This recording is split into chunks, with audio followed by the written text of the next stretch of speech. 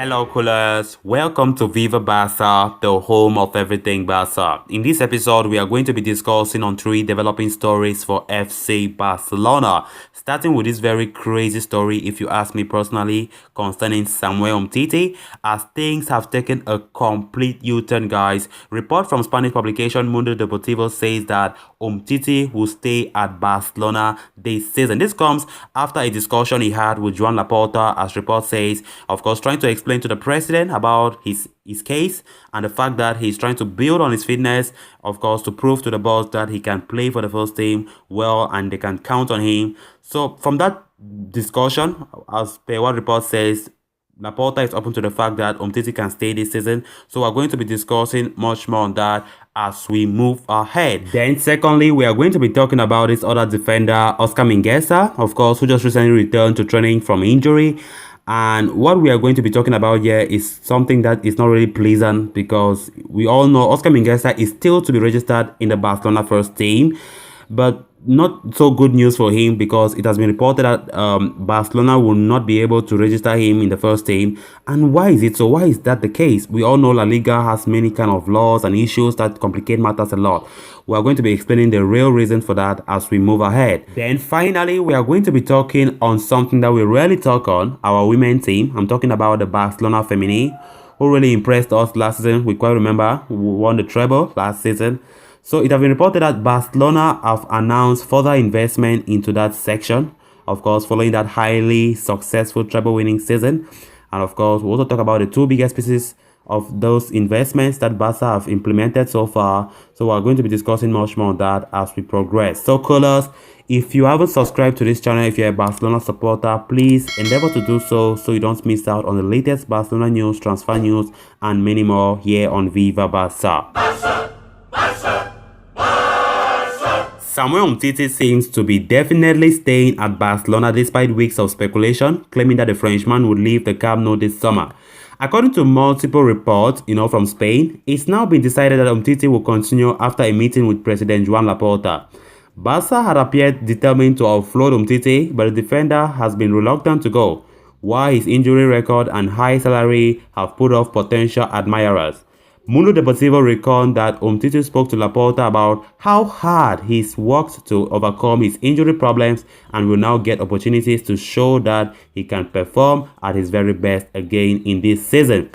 So it's a similar story over at Catalonia Radio, who say that the club have definitely ruled out the centre-back's exit and now think Umtiti will get chances to play this season.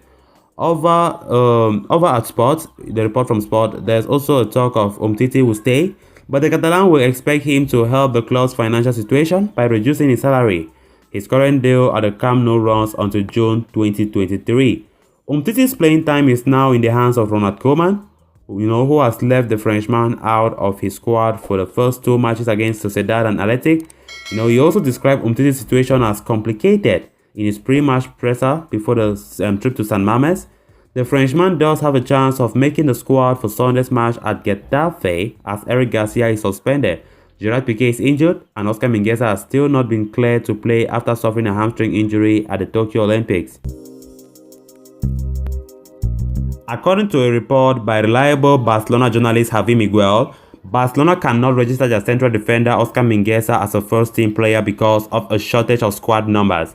La Liga regulations stipulate that only the numbers 1 to 25 can be used to register first-team players. Currently, Barcelona have 23 players as first-team members with finalized kit numbers, with the exception of the number 10, which no one is likely to take this season, and number 25, which is usually reserved for goalkeepers. There are no numbers available to assign to the youngster. The Spanish international will likely be registered for the B team to play the coming game against Getafe. With Mingueza, still being a reserve player yet to be assigned a number, August 31st is the deadline for the Catalan club to register him with the first team. However, if he is registered with the B team now, the youngster will have to wait till January before he can be officially promoted. There is still a slim chance for the club to open up the numbers 8 and 23 by player sales. However, until Miralem Pjanic and Umtiti's potential transfer are finalized, of course Umtiti is not going anywhere, so we're talking about Pjanic here alone, the situation is worrying. Felipe Coutinho finds himself without an assigned kit number at the moment as well. The number 14 he wore last season has been given to Ray Manage as it stands. Another player whose whose future is still at risk. The only option for the Brazilian, I'm talking about Coutinho, is to take up the vacant number 10 with all the pressure that comes in it. However, Coutinho could also take the number 8 if and when Pjanic's departure is confirmed. FC Barcelona have announced further investments into their women's section following a highly successful treble-winning season. The two biggest spaces are a natural grass training pitch and residential spaces for women at La Masia.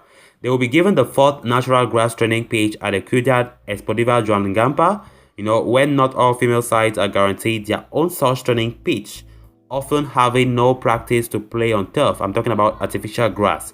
Barcelona's famous academy will for the first time grant living space to female players, allowing them to study, train, and grow in the same place. FC Barcelona Femini were far and away the best women's team in Europe last season, winning the treble in devastating fashion. In the league, they completed an undefeated season in which their goal difference stood at 80, with only 6 goals conceded in the entire season. They won every match in the Copa del Rey, or Copa del Reina as they call for them, scoring 4 goals in every game. And they won the UEFA Women's Champions League final 4-0 against Chelsea. Barcelona also for the first time held a female version of the Joan Gamper Trophy, a friendly match that serves as a curtain raiser for the season. So guys, with that we come to an end of this episode. Thanks so much for watching and hope you did enjoy the video. If you haven't subscribed to my channel, please make sure to do so you don't miss out on the latest on Barcelona here on Viva Barca. Until next time, bye bye.